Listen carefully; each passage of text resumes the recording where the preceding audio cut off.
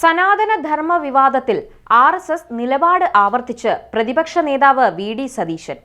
പിണറായിയെ വിമർശിച്ച് ആർഎസ്എസ് പിന്തുണ നേടാൻ സതീശന്റെ നീക്കം.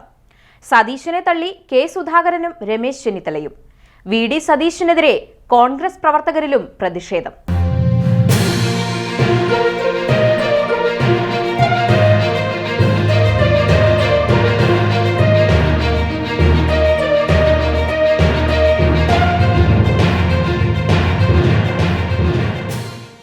സനാതന ധർമ്മ വിവാദത്തിൽ ആർഎസ്എസിന്റെ നിലപാടുകളെ വാഴ്ത്തി രംഗത്ത് വന്ന പ്രതിപക്ഷ നേതാവ് വി.ഡി. സതീശനെതിരെ കോൺഗ്രസിനുള്ളിൽ പ്രതിഷേധം ശക്തമാകുന്നു.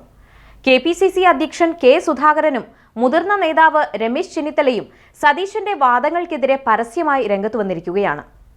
സനാതന ധർമ്മവാദത്തോട് ശ്രീനാരായണ ഗുരു കൈക്കൊണ്ട സമീപനങ്ങളെക്കുറിച്ച് മുഖ്യമന്ത്രി പിണറായി വിജയൻ നടത്തിയ പരാമർശങ്ങൾ വിവാദമായിരുന്നു. ശിവഗിരി തീർത്ഥാടന സമ്മേളനത്തിന്റെ ഉദ്ഘാടന വേളയിലാണ് ശ്രീനാരായണ ഗുരുവിന്റെ നിലപാടുകളെ വളച്ചൊടിക്കാൻ പലരും ശ്രമിക്കുന്നതായി മുഖ്യമന്ത്രി ചൂണ്ടിക്കാണിച്ചത്. സനാതന ധർമ്മം എന്നാൽ ചാതുർവർണ്ണ്യമാണെന്ന വാദത്തെ അംഗീകരിക്കാത്ത ഗുരു അതിനെ ഉടച്ചു വാർത്തു എന്നാണ് മുഖ്യമന്ത്രി പറഞ്ഞത്.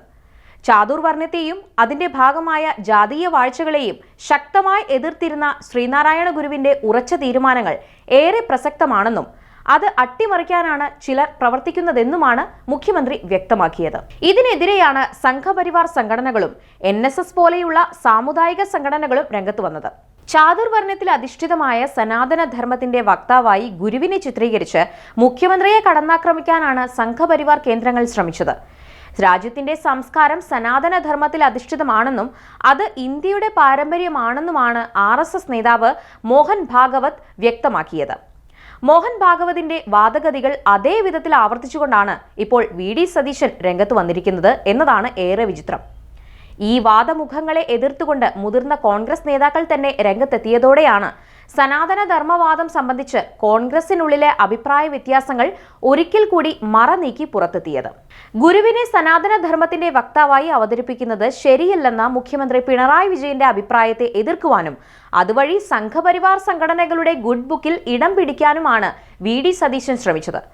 തെരഞ്ഞെടുപ്പിലെ ഹൈന്ദവ വോട്ടുകൾ ലക്ഷ്യമിട്ട് സതീശൻ ഇതിനു മുൻപ് നടത്തിയ പല പ്രവർത്തനങ്ങളും കോൺഗ്രസിന് തന്നെ തലവേദനയായി മാറിയിട്ടുണ്ട്. RSS സ്ഥാപക നേതാവ് ഗോൾവാക്കറിന്റെ ചിത്രത്തിനു മുന്നിൽ വിളക്ക് കൊളുത്തുകയും RSS കാര്യാലയത്തിൽ എത്തി പിന്തുണ അഭ്യർത്ഥിക്കുകയും ചെയ്ത സതീശന്റെ നിലപാടുകൾ മുമ്പ് ഏറെ വിവാദമായിരുന്നു.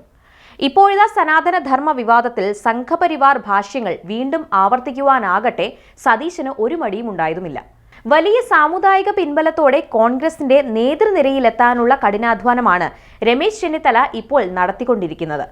ഇതാണ് വി.ഡി. സതീശനെ പ്രകോപിതനാക്കുന്നതും. NSSന്റെയും SNDPയുടെയും പിന്തുണകൾക്ക് പുറമെ ഇസ്ലാമിക സാമുദായിക സംഘടനകളും ഇപ്പോൾ ചെന്നിത്തലയ്ക്കൊപ്പമാണ് നിലയുറപ്പിച്ചിരിക്കുന്നത്. ഇതാണ് സംഘപരിവാർ നിലപാടുകളെ വാഴ്ത്തി അവരുടെ പരോക്ഷ പിന്തുണ തേടാൻ വി.ഡി. സതീശൻ ശ്രമിച്ചതിന് പിന്നിലെ അടിസ്ഥാന കാരണം. എന്നാൽ സനാതനധർമ്മം ചാതുർവർണ്ണ്യമാണെന്നും അതുമായി ഗുരുവിനെ കൂട്ടിക്കെട്ടാൻ അനുവദിക്കില്ലെന്നും കെ.പി.സി.സി. പ്രസിഡന്റ് കെ സുധാകരൻ തുറന്നടിച്ചത് സതീശന് വലിയ ക്ഷീണമായി.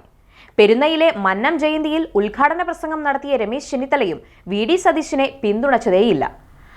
RSS പോലെയുള്ള ഹൈന്ദവ സംഘടനകൾ ബ്രാഹ്മണ്യത്തിലും ചാതുർവർണ്ണ്യത്തിൽ അധിഷ്ഠിതമായ സനാതന ധർമ്മവാദത്തെ മുറുകെ പിടിക്കുന്നത് സ്വാഭാവികമാണ്.